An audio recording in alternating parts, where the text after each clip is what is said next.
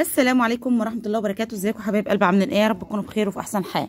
جالكم فيديو جديد النهارده، يا رب الفيديو ينال اعجابكم. بالله عليكم حبايب قلب اللي ما اشتركش في القناه يشترك ويفعل زر الجرس على الكل عشان يوصلكم كل جديد من قناه ام ليلى. قبل ما ندخل في محتوى الفيديو بتاعنا يا ريت نسمي بالله ونصلي على الرسول. بسم الله الرحمن الرحيم. اللهم صل وسلم وبارك على محمد وعلى اله واصحابه اجمعين. حبيبنا ونبينا وشفيعنا يوم الدين محمد صلى الله عليه وسلم. النهارده جايبه وجبه جميله جدا جدا نمشي عليها للفراخ الهندي والبراهمه والبزراميط.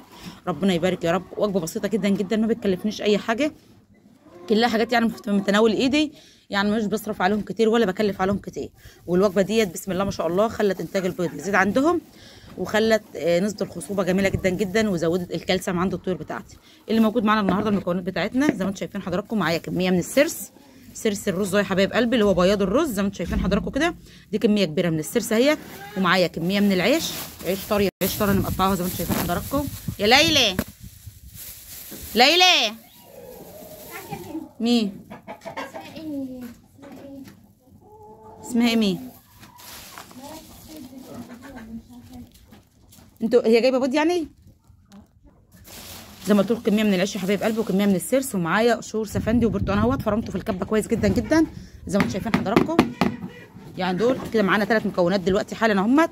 شايفين القشور السفندي والبرتقان دي جميله جدا جدا، رافع مناعه قوي جدا جدا، وفيتامين سي، وفيها نسبه املاح عاليه جدا. فربنا يبارك يا رب. المكونات دي كلها بسيطه وجميله بس بتفرق جدا مع طيورنا. وجايبه بقى كميه من عشبه الحميد. الحميد اهوت في بعد عود برسيم بقى ايه طالع في وسطه كده، بس العشبه الاساسيه بتاعتنا اللي هي الحميد. انا مش بعتمد على برسيم ولا على اي حاجه ثانيه، انا الاعتماد بتاعي كله على الحميد. فربنا يبارك. الحميد حلو جدا جدا، بيزود عنقود البيض وبيزود الخصوبه عند الطيور، وفي نسبه بروتين عاليه جدا جدا. فربنا يبارك. اما بالنسبه للسرس اللي احنا حاطينهم في العلف بتاعنا عشان لو في نسبه دهون عاليه عند الفراخ بتاعتك هتسيح نسبه الدهون اللي موجوده معانا. والعيش فيه بروتين كويس جدا جدا، وهيحفز الطيور انها تربي برده عنقود بيض معاك، وتبيض معاك اكبر كميه من البيض. يعني احنا مش مكترين في البروتين وفي نفس الوقت ما احناش حارمينهم منه، لان العيش فيه بروتين والحميض فيه بروتين. فربنا يبارك يا رب للجميع ان شاء الله، ويحسن ما بين ايدينا جميعا اللهم امين. الوجبه اللي انا هعملها النهارده دي هتعرف من الفراخ البلدي عفوا الهندي والبراهمه والبزراميط زي ما قلت لكم. فربنا يبارك للجميع. جمعت الفراخ الهند الصغيره حطيتها مع الفراخ الهند الشامورد والبزراميط، حطيتهم جمعتهم كلهم مع بعض في مكان واحد، وعدلت فضيت العشه اللي كان فيها الفراخ الشامورد اللي هي الهند والبزراميط، نقلتهم في العشه الثانيه، لان انا نقلت البط الخليط المسكوفي على بلد البط الصغير جبته هنا في العشه، لان الكهرباء بتقطع وانا عايزه ازودهم بالكالسيوم، ومش هلاقي احسن من الشمس انها تكون كالسيوم طبيعي ليهم. فحاولوا بقدر الامكان ان انتوا تشوفوا الطيور بتاعتكم محتاجه ايه، تتابعوهم على قد ما تقدروا عشان تزودوا لهم الكالسيوم عندهم، لان الكالسيوم مهم جدا جدا ورافع المناعه مهم جدا جدا للطيور بتاعتنا. هبدا بقى اخرط شوط الحميض وهقلب الخلطه دي كلها على بعضها، وهعرف منها كميه الطيور اللي موجوده معايا في نفس المكان. خلاص يا حبايبي خرطت الخضره بتاعتنا اهوت، يعني تخريط عشوائي كده، مش بنعم ولا حاجه عشوائيه كده، لان الفراخ ما بتخليش اي حاجه بس ان انا اعرف اقلبها في الوجبه بتاعتنا. شايفين كميه الخضره اللي موجوده معانا قد ايه؟ يعني عملت اكبر وجبه او اكبر خلطه للطيور بتاعتي من ما فيش، ما كلفتنيش حاجه والله، ما كلفتني حاجه. قشور السفندي والبرتقال ده موجود عندي في البيت، بيترمى في الزباله بدل ما ارميه في الزباله، انا استفدت منه لطيوري. والعيش اللي فايض من اكل ولادي ما طلعش اشتريت حاجه، يعني كل اللي اشتريته في الوجبه بتاعتنا دي اللي هو السرس. بشتري الكيلو ب7 جنيه وربع، السرس الكيلو ب7 جنيه وربع، يعني الوجبه دي كلفتني حوالي عن 15 جنيه. حق ال2 كيلو سرسه اللي انا اشتريتهم مفيش اكتر من كده. كل حاجه عندي متوفره في قلب البيت، سوى قشور السفندي سوى العيش سوى الحميض، كل حاجه موجوده عندي في المكان هنا، فما اشتريتش حاجه من بره خالص. فربنا يبارك يا رب ان شاء الله ويحسن ما بين ايدينا جميعا. انا همسك بقى الوجبه دي كلها اخلطها ببعضها كويس بالميه، وهبدا اعلف منها الطيور بتاعتي، وهنشوف الطيور مع بعض كده واحنا بنعلف. فخليكم معايا يا حبايبي، ما تروحوش بعيد عشان تشوفوا نتيجه الخلطه ديت، ونوريكم انتاج البيض عند الفراخ الهندي، ونشوف الدنيا بتاعتنا مع بعض ايه. كده خلاص جهزنا الوجبه بتاعتنا، هنبدا بقى نقدمها للطيور.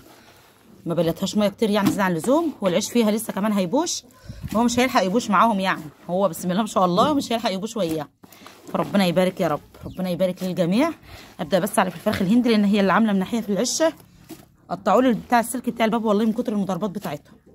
فربنا يبارك يا رب. شايفين بقى شكل الخلطه، قشور السفندي مع العيش مع السرس مع الحميض، وجبه جميله جدا جدا والله العظيم، هتظبط الدنيا مع طيوركم.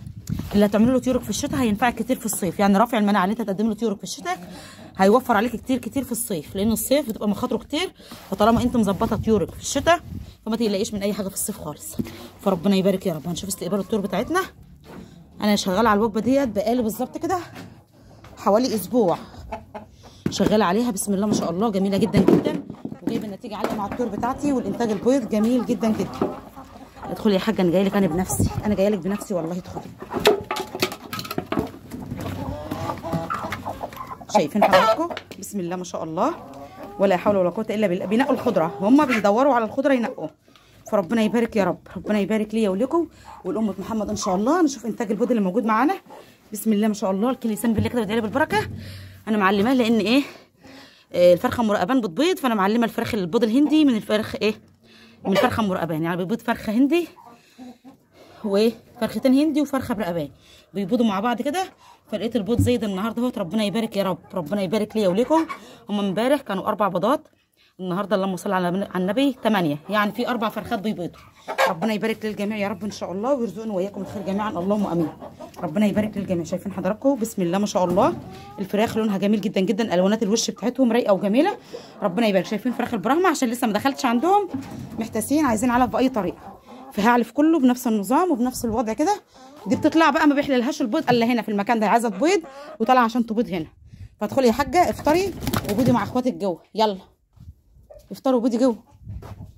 كل يوم بلاقي البيضه بتاعتها في القفص دي بره، فانا هسيب لها الباب من هنا ان هي تطلع تبيض براحتها زي ما هي عايزه. هعلف دول برده، هجيب لهم العلافه بتاعتهم واعلفهم اهو. شايفين البواقي قشور السفند والخضره بتاعتهم، عشان تعرفوا ان انا بعلفهم كل يوم نفس الوجبه دي. فربنا يبارك يا رب. بسم الله الرحمن الرحيم.